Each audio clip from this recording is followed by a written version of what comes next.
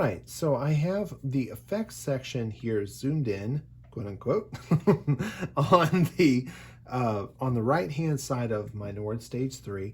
This section is really powerful. It's fairly easy to use once you get some basic concepts down. And I'm going to start off with the simple things, and then we'll kind of move into the more advanced. So the first thing I've got here is just a basic piano. I'm going to turn off every effect.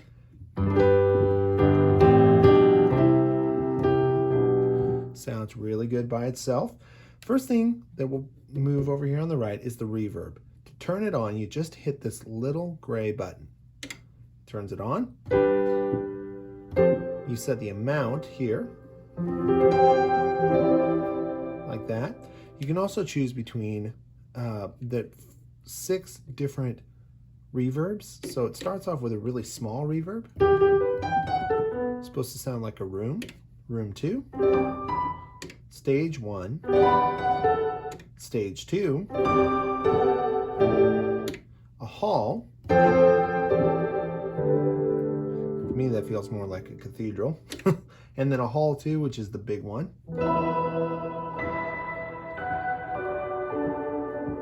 Really nice reverb on this one. You can also set between, or choose between 2 settings. You can either do bright or dark. To do that, I'm holding down shift on the left. Yeah, you can see it. So you got the shift on the left, and you just tap bright, and if the light's illuminated, it's bright. If it's not, it's dark. So you can kind of hear the difference. That's the dark. Here's the bright. You can definitely tell the difference. So that's the reverb. Very simple. By the way, this concept works on all of the other elements here, and we'll go through each one by one here. Again, another simple one. I lost a knob here. So sad. There's a compressor. Compressors squash things. I know my audiophile friends would kill me for saying that because it's a lot more complicated than that, but that's the essence of it. So here's with no compressor. It's the red light will start to show up when it's engaged. You can tell. There we go. It's starting to pick it up.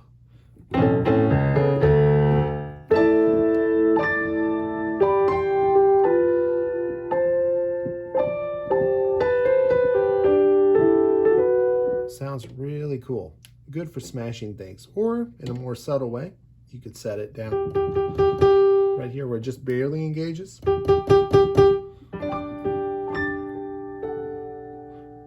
Create some nice thickness there. Turn that off. Now, the next one is the amp simulator. When you don't have any of these lights up here illuminated, it by default is an EQ, which is really nice. So an EQ just boosts or reduces certain frequencies. So I could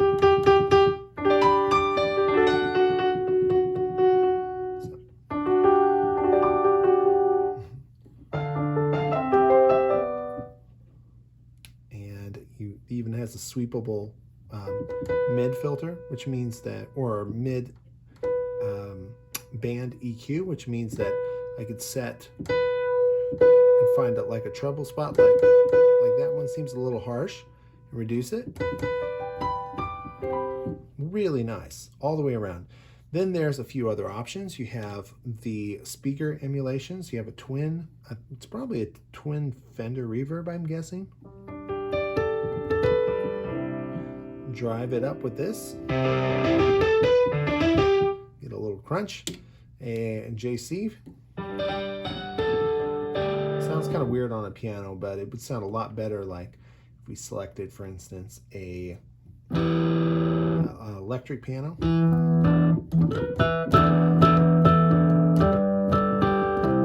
There we go. Small one. I've heard people say this might be modeled after a Wurlitzer speaker, but no one's quite sure. And then we have 2 different kinds of filters. So we have a low pass and a high pass. Low pass is really good. it's a little weird. You have to go all the way wet in order to use it. And then you sweep this using this frequency. That throws me off. I don't know why, but it always has to be that way.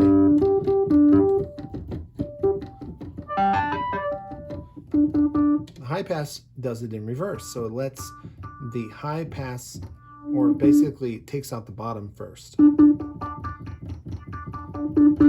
So again, really nice. That's the amp, simulator, EQ, filter section. Now, there's a really good delay on this. Again, we're just using this to turn on and off. So the delay, pretty self-explanatory. The tempo's here.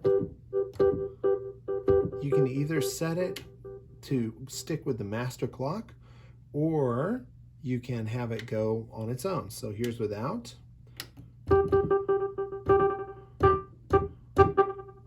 Feedback.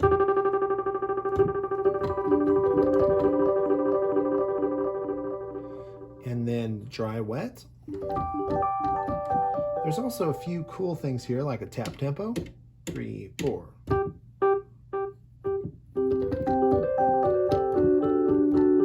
That's nice. And then a filter to basically either a high pass, low pass, or band pass to be able to remove that as it repeats. You can see it starts to get darker or lighter. Gets lighter there, 2, 3. And then the last one that's kind of cool, if you are not using the master clock, this is particularly apparent. You hold down Shift and tap here, it turns on analog mode. And why is this cool? Doesn't sound any different. I mean, there's a little bit of wobble you can hear, but the real thing is when you adjust the tempo.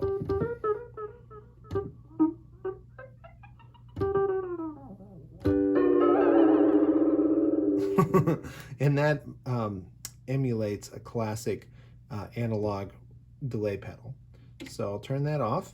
Let's go to the next two effects section, effects section 1 and 2. I'm going to go to effects 1 first.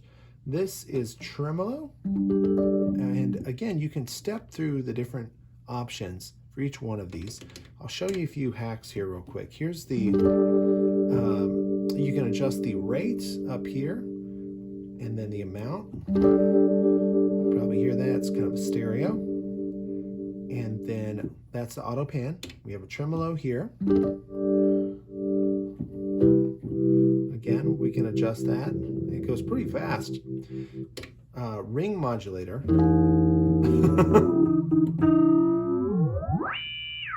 I've never used that effect, but I'm sure somebody does. The wah feature. By the way, this is sweepable using the expression pedal if you decide to do that. Auto wah.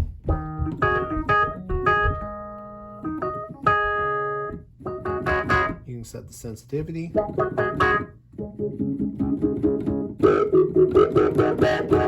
It can really honk on you. And now auto wah 2.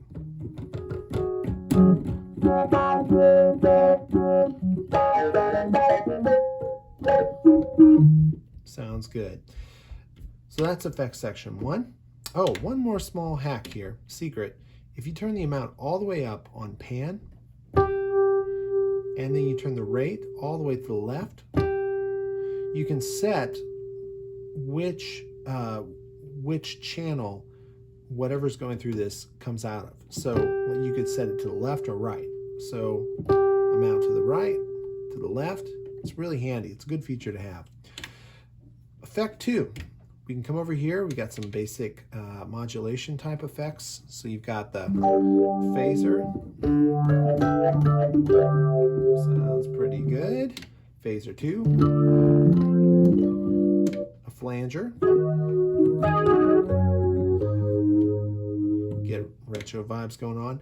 This one is called a vibraphone, or man, I can't remember the full name of Univibe. That's it. And it kind of creates this wobble effect, which I wasn't a huge fan of until I started using it. And it can actually create some really subtle motion, particularly if you add a reverb.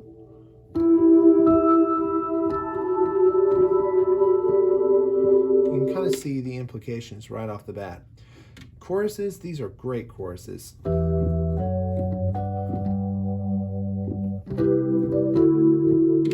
Chorus 2, this one's a little bit more colored. And that's it.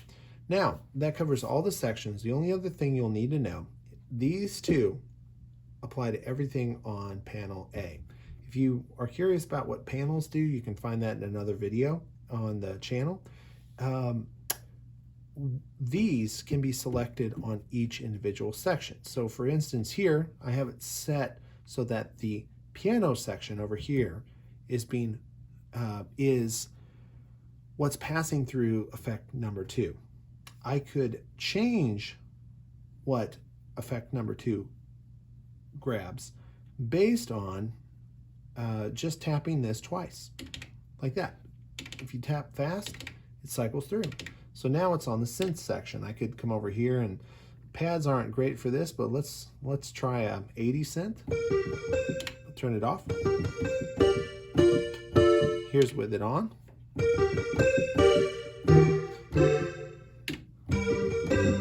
Boy, that actually really works. And you can do the same thing with organ as well. Just double tap. And that's true for these 4 here. So you can double tap here to synth, piano, maybe do this one on organ, and do this on piano. And there you go. It's so fast to dial this in. And then again, of course, it saves along with your general preset.